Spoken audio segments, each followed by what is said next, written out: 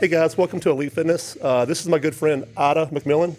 She's from Charlotte, North Carolina, but she used to be a member here, and kind of miss her. It's been a while, but she's back in town today, and we're going to do a couple workouts with her. So she's going to show you some glute work. So we're going to start the warm-up with our glute band. So this is from Serious Steel Fitness, and this is a light glute band. You can use a heavier one if a light one is too easy, but I always start light and then work my way up. So I'm just going to do some air squats with the glute band. So you want the band to be right above the knee. You don't want it to be below the knee. That way you're getting more glute activation. So you just slip it on like so. And when you perform your air squat, you want to make sure that you're tilting at the hips first, break at the hips, and then drive all the weight down into your heels. Make sure you're spreading your knees out so that tension is on the band. You come up and squeeze the glutes at the top. So you're going to do 3 sets of 12 to 15, just like this.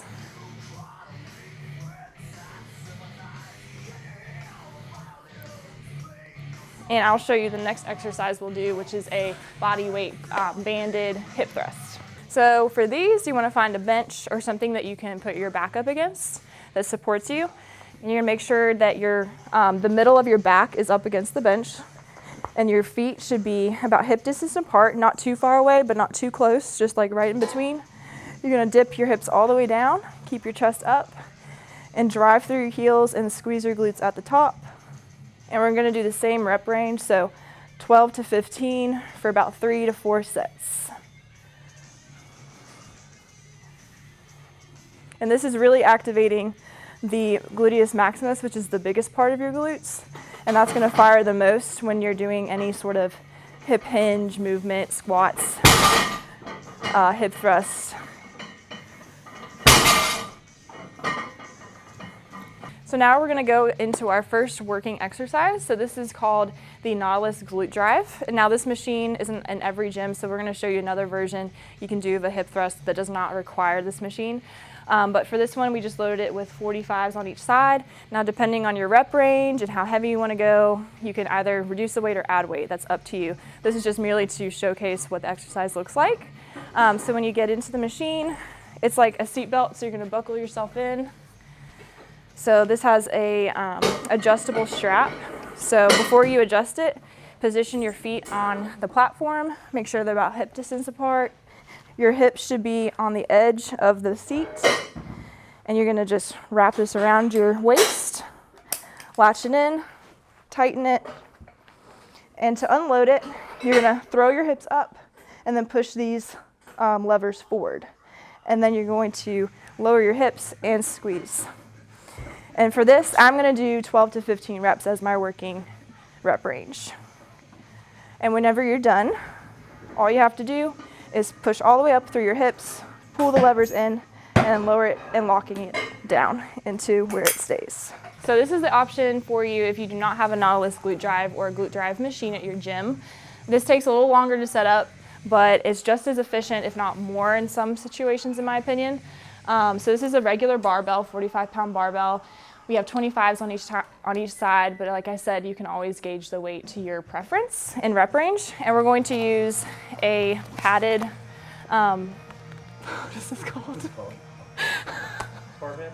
A bar pad. You might edit that one. We're gonna have to edit that out. Yeah. A bar pad to make sure that your hips don't hurt too much from the bar, because the bar will drive into your hips quite a bit. So we're gonna put that on. And then you're going to situate yourself under the bar, making sure that the pad is in the very middle. And you're going to bring up your knees, situate your back so that you can easily lift off the ground, and half your back should still be on the mat. So you want your back to be secured on the bench. And you're going to drive up, just like we did on the Nautilus machine, and then all the way down, making sure your back stays straight the whole time. And you want to make sure that you're always pressing through your heels, not the tips of your toes, whenever you do a hip thrust. That's going to make sure that the glutes are activating more through the whole movement. And if you really want to make this movement more challenging, you can also add a glute band like we used in the beginning while we warmed up. That will add some added resistance to make it more challenging for you. All right, so for our next exercise, this is called a stiff leg deadlift or Romanian deadlift. You can perform this with dumbbells, a loaded bar like a camber bar or what we have here, which we just used. You want to position yourself in the middle of the bar, so feet should be hip distance apart. Your hands should go on the outside of your legs.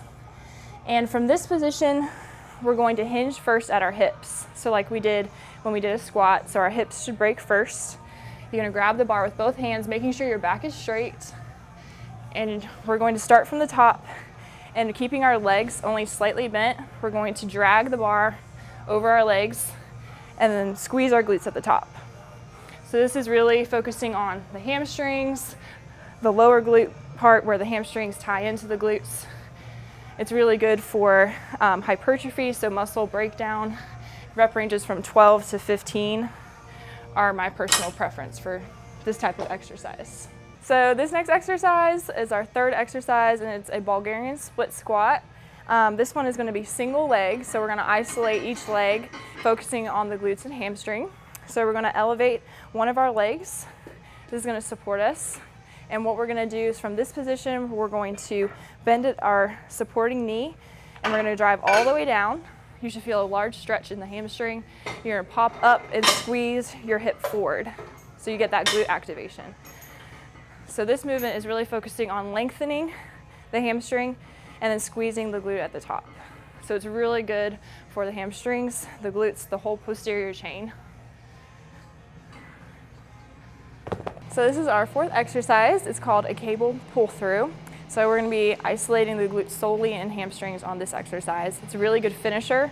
So doing it for high repetitions at the end of your workout to get a glute pump. It's like what I like to do. So I shoot for 20 to 30 reps for about 2 sets. So nothing too crazy, just enough to get blood into the muscle we just worked so that recovery can start happening. So what you're going to do is grab the rope. So we're using a cable rope attachment right here.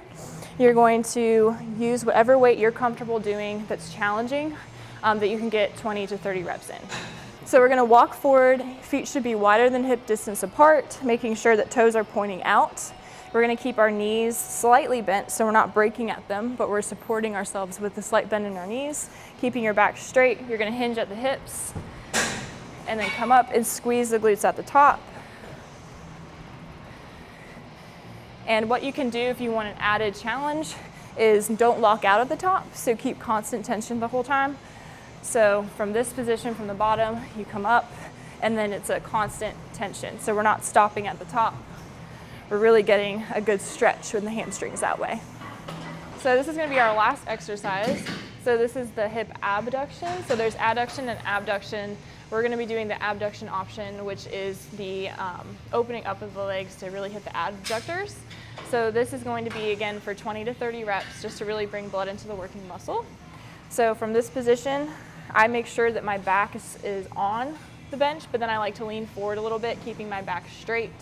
And from here, you're just going to open, making sure you're pressing through your knees, and then you slowly bring it back. If you really want to focus on the stretching portion of the motion, slow it down on your returning to the start position.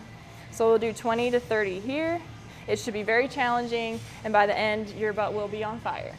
Okay, guys, that was 5 exercises you can do for your glutes. If you're going to do them, do 3 to 4 sets of each one, and your glutes will be on fire.